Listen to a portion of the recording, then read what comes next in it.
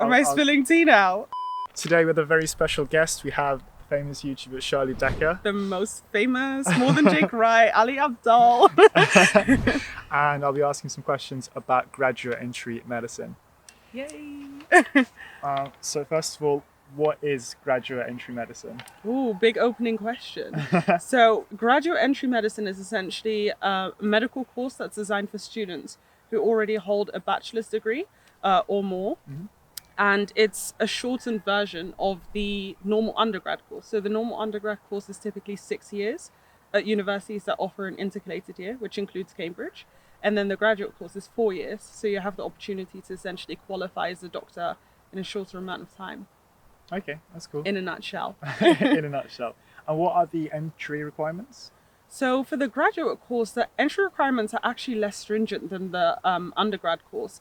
So you need to hold at least a 2-1 in your degree. Yeah. You need to have gotten an A to A star in A-level chemistry within the last 7 years, I think it is. Yeah. And if it's been more than 7 years, you just have to redo that exam.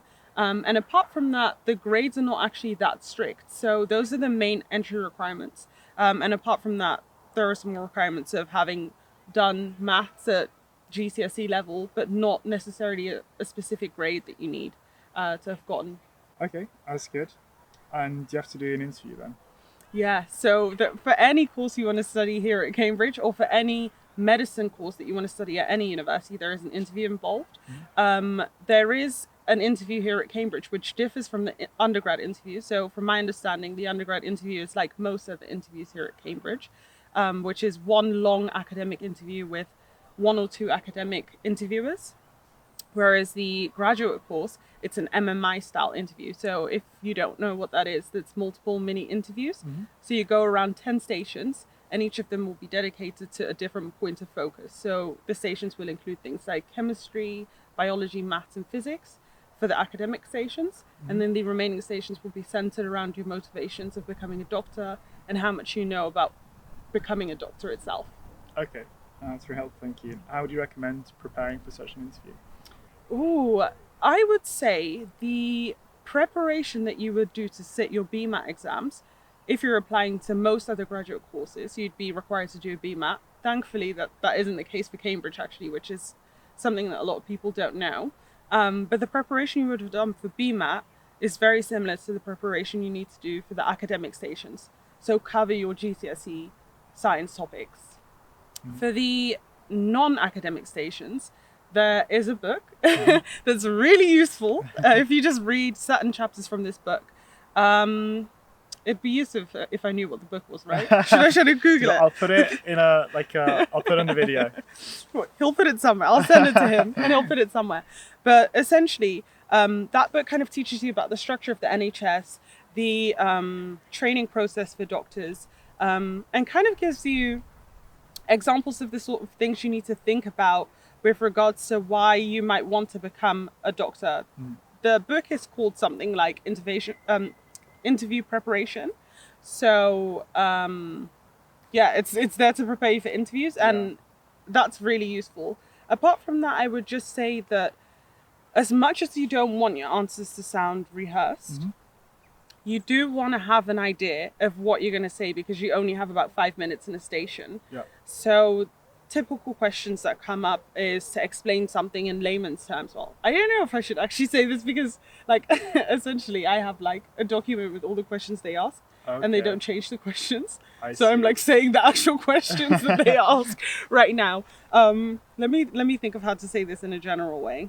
You want to have a think about what your motivations are to become a doctor, what prior experiences you've had, that showcase not only your experience within a hospital necessarily, but your experience in helping vulnerable groups in any kind of way. So this was actually something I didn't know when I was applying, that when they say they're looking for students who've had experience, it's not students who've followed a doctor around a surgery ward for months and months and months on end. It's students that have dedicated their life in some way.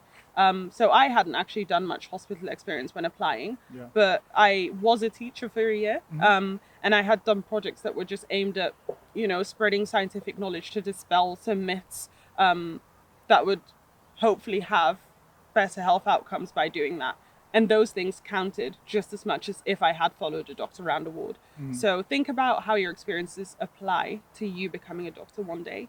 And yeah, I would say have a solid answer in mind, but don't make it sound too rehearsed. But know what you want to cover in the 5 minutes. That's very helpful, thank you. And next question is, how much work experience do you need to have done, do you think?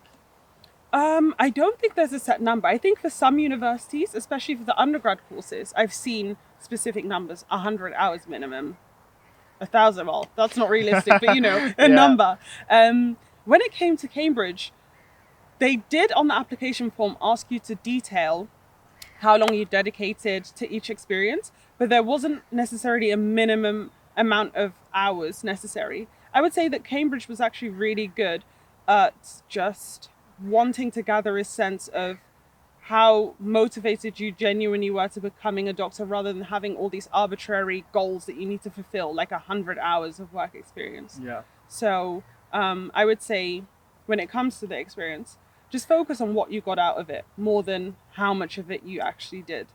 But obviously if you've done half an hour of painting the nails of like vulnerable people, it's not as good as if you've like dedicated some portion of your life to it. But there is no minimum requirement.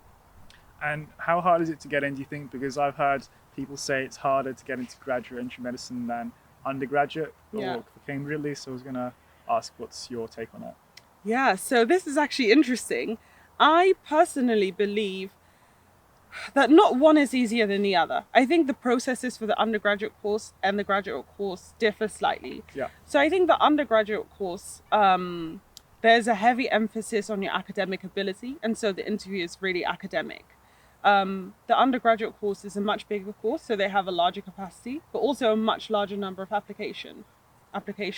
The graduate course, the focus is sort of on what has this person done to show that they are making a sensible choice of making this transition in their life, because it's a transition, because you've obviously studied something before and now decided to study medicine. And so the interview is less academic. A BMAT is not necessary. And the grade entry requirements are a little bit looser than they are for the undergraduate course. So it really depends on what type of person you are. If you know that your academic ability is sort of your selling point, then you're going to find the undergraduate interview and the BMAT and all of those things like easier, I suppose.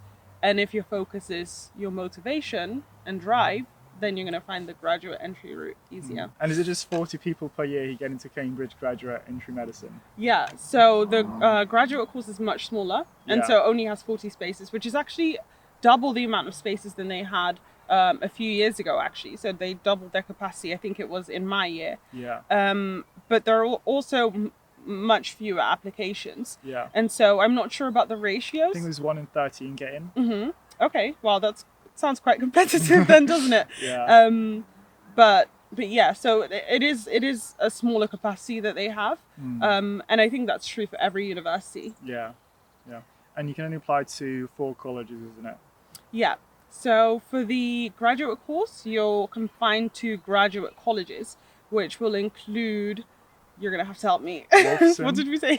Wolfson, St. Edmunds. I'm Lucy so Cavendish. rubbish. So you can apply to either Wolfson, Hughes Hall. I'm so sorry. So you can apply to either Wolfson, Lucy Cavendish, St. Edmunds, or Hughes Hall. But I think, your head, wow. I mean, I came prepared. But right now, I think Lucy Cavendish no longer takes graduate applications. So you're actually confined to fewer colleges now, so 3 colleges. Okay. I wonder if they'll decrease the intake, I don't know. I'm not sure. Maybe they'll just distribute 40 students across 3 colleges instead of 4 now. Maybe. And what's your experience been of graduate medicine so far? You want an honest experience, or?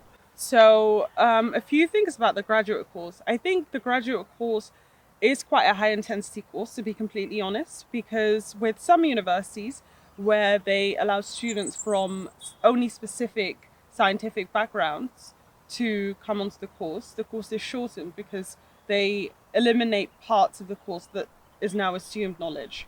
Cambridge allows anyone with any degree to come and study the course, which means some people from my course, for example, have studied classics in the past, which hasn't got much to do with science.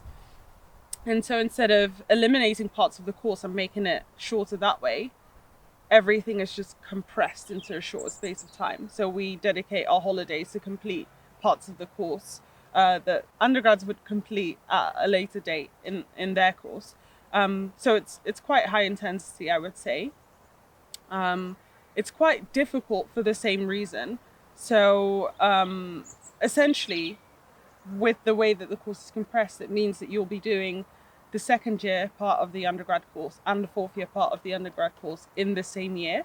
And so oftentimes you feel under a lot of time pressure and constraints.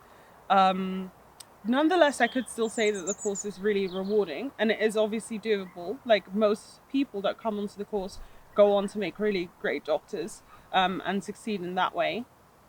I do feel that because the undergrad course doesn't actually differ much from the graduate course, oftentimes it feels as though it's the undergraduate course that exists, and then there are graduates that end up not being the priority. And that makes it difficult sometimes in terms of the organization of the course. But like I say, many people have gone through it, and many people have gone on to become fantastic doctors. So it's doable, but just bear in mind that you'll be under some pressure that you might not have been on had you taken the undergraduate route. Would you recommend students who want to do medicine to do just the undergraduate course, or to do a different undergrad and then do the graduate entry medicine?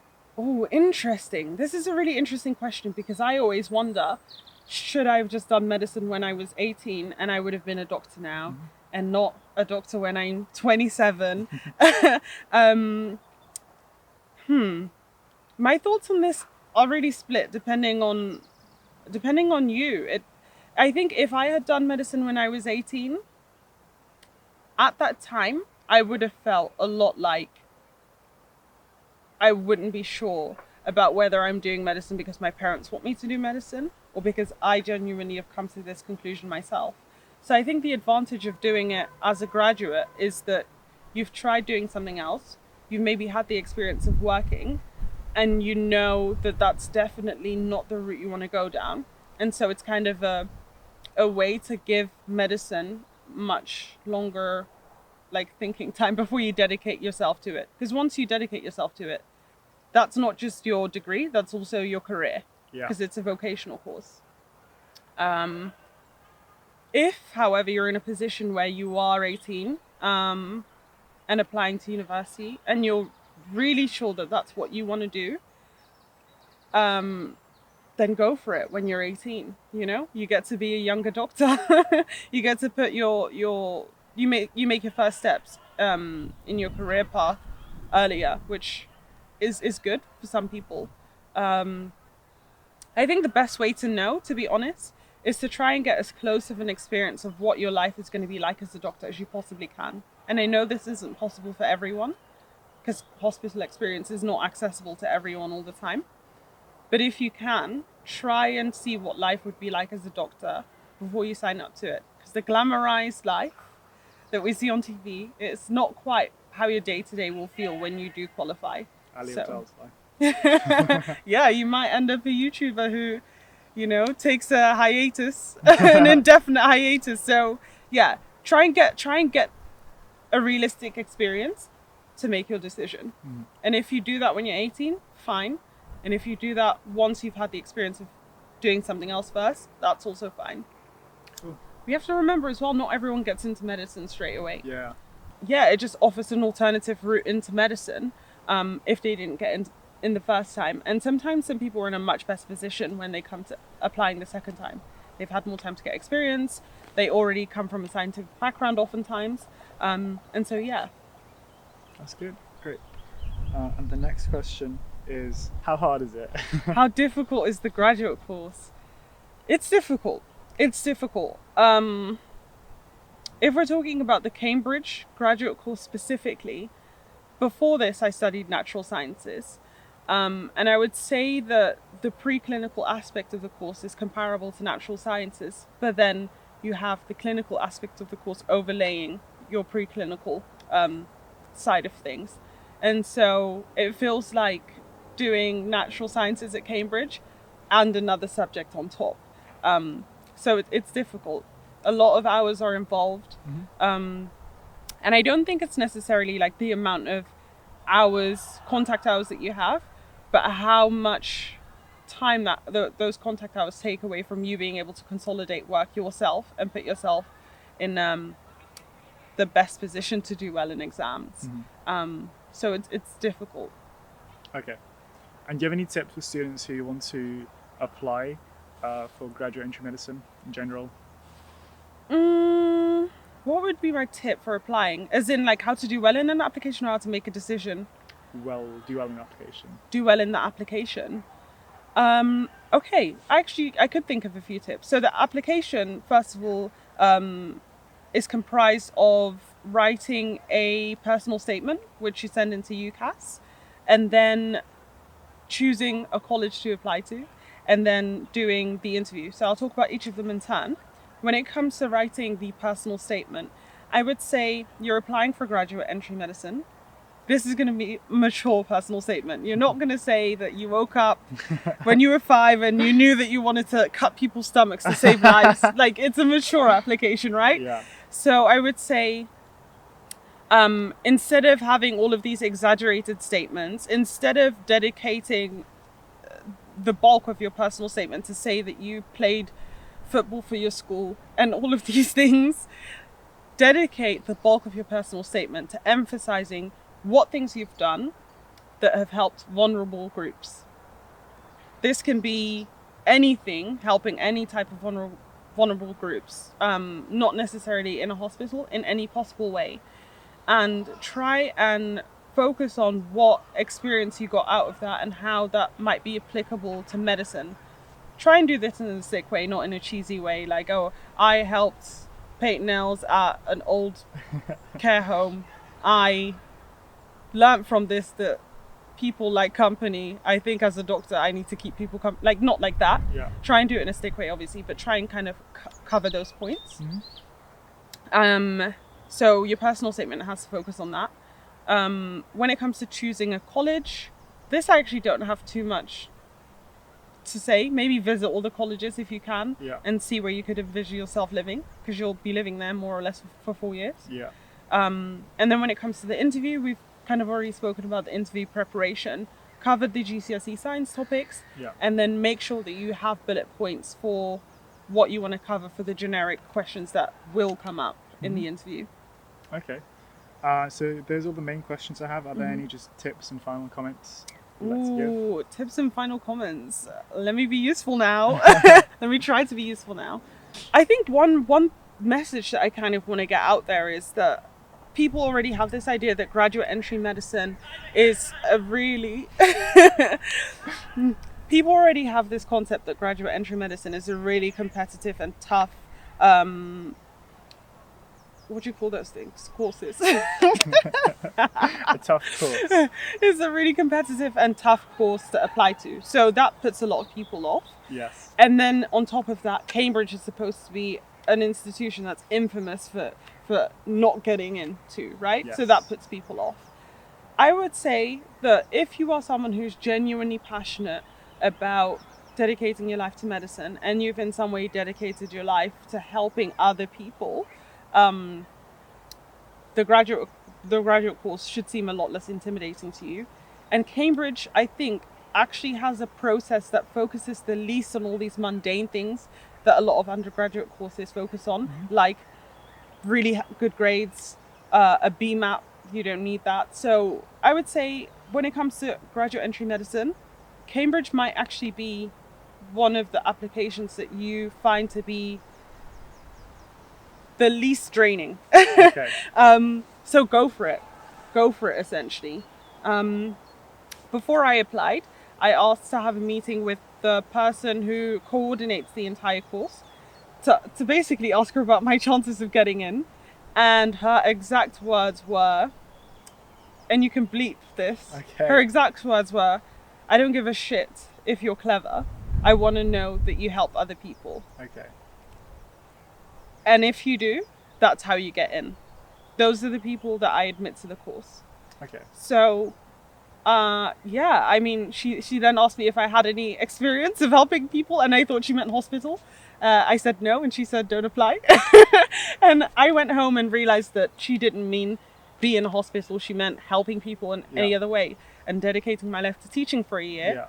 An inner city state school is helping people in some way, right? So I applied and I got in. But so yeah, I think her saying don't apply under those circumstances just goes to show that it doesn't matter that you, Shirley, had a degree from Cambridge and you had good GCSEs and A levels. You haven't dedicated any time to helping people, so I don't think you'd get in. So there really is truly an emphasis on the helping others aspect. Okay. So yeah. Great, thank you. That's Is there anything you want to plug?